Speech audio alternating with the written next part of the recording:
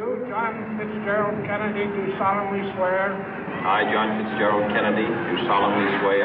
That you will faithfully execute the office of President of the United States. That I will faithfully execute the office of President of the United States. And will, to the best of your ability. And will, to the best of my ability. Preserve, protect, and defend the Constitution of the United States. Preserve, protect, and defend the Constitution of the United States. So help you God. So help me God.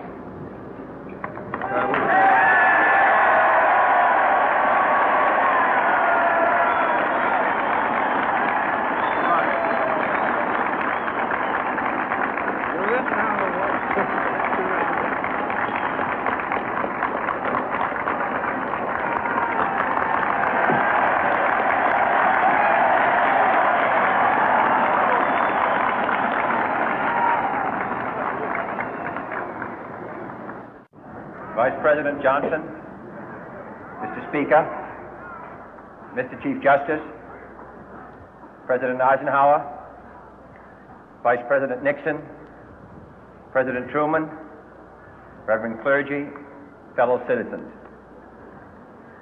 We observe today not a victory of party, but a celebration of freedom, symbolizing an end as well as a beginning, signifying renewal as well as change.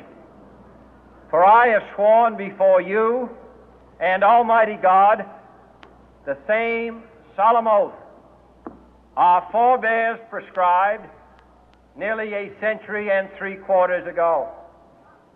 The world is very different now, for man holds in his mortal hands the power to abolish all forms of human poverty and all forms of human life.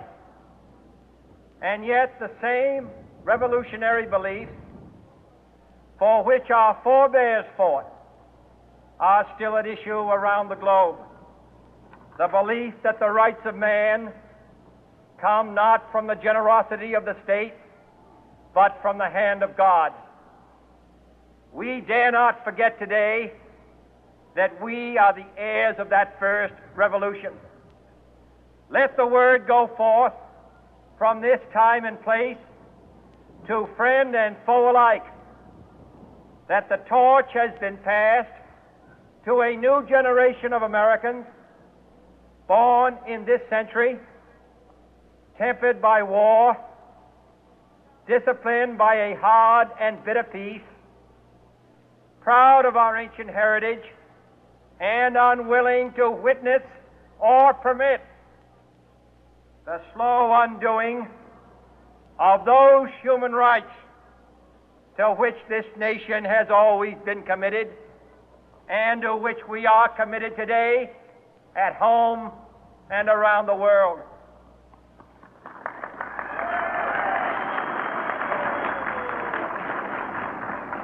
Let every nation know, whether it wishes us well or ill, that we shall pay any price, bear any burden, meet any hardship, support any friend, oppose any foe, to assure the survival and the success of liberty.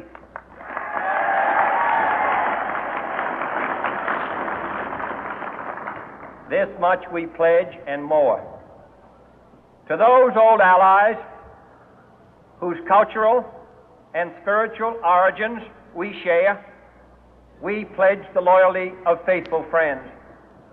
United, there is little we cannot do in a host of cooperative ventures.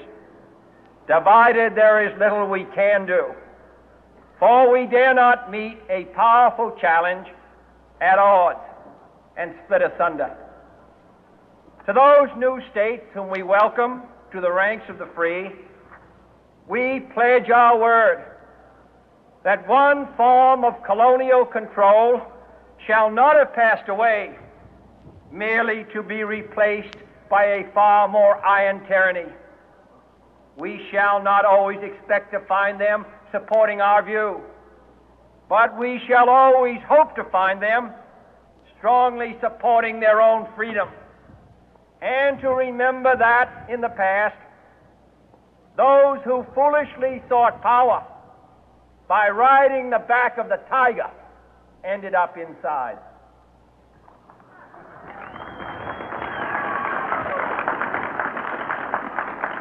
To those people in the huts and villages of half the globe struggling to break the bonds of mass misery, we pledge our best efforts to help them help themselves for whatever period is required, not because the communists may be doing it, not because we seek their votes, but because it is right. If a free society cannot help the many who are poor, it cannot save the few who are rich.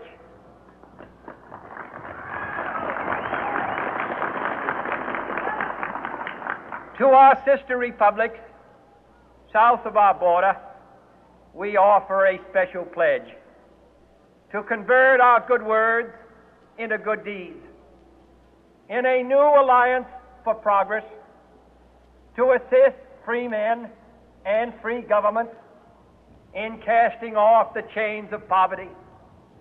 But this peaceful revolution of hope cannot become the prey of hostile powers. Let all our neighbors know that we shall join with them to oppose aggression or subversion anywhere in the Americas. And let every other power know that this hemisphere intends to remain the master of its own house.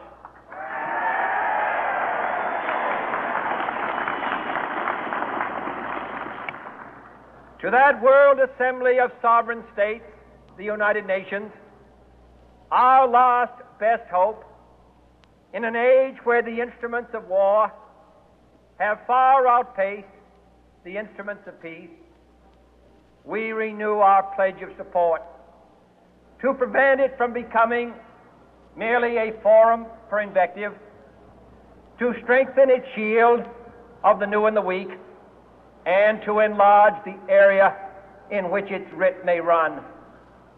Finally, to those nations who would make themselves our adversary, we offer not a pledge, but a request that both sides begin anew the quest for peace. Before the dark powers of destruction, unleashed by science, engulf all humanity in planned or accidental self-destruction, we dare not tempt them with weakness, for only when our arms are sufficient beyond doubt can we be certain beyond doubt that they will never be employed. But neither can two great and powerful groups of nations take comfort from our present course, both sides overburdened by the cost of modern weapons, both rightly alarmed by the steady spread of the deadly atom, yet both racing to alter that uncertain balance of terror that stays the hand of mankind's final war. So let us begin anew, remembering on both sides that civility is not a sign of weakness, and sincerity is always subject to proof. Let us never negotiate out of fear, but let us never fear to negotiate.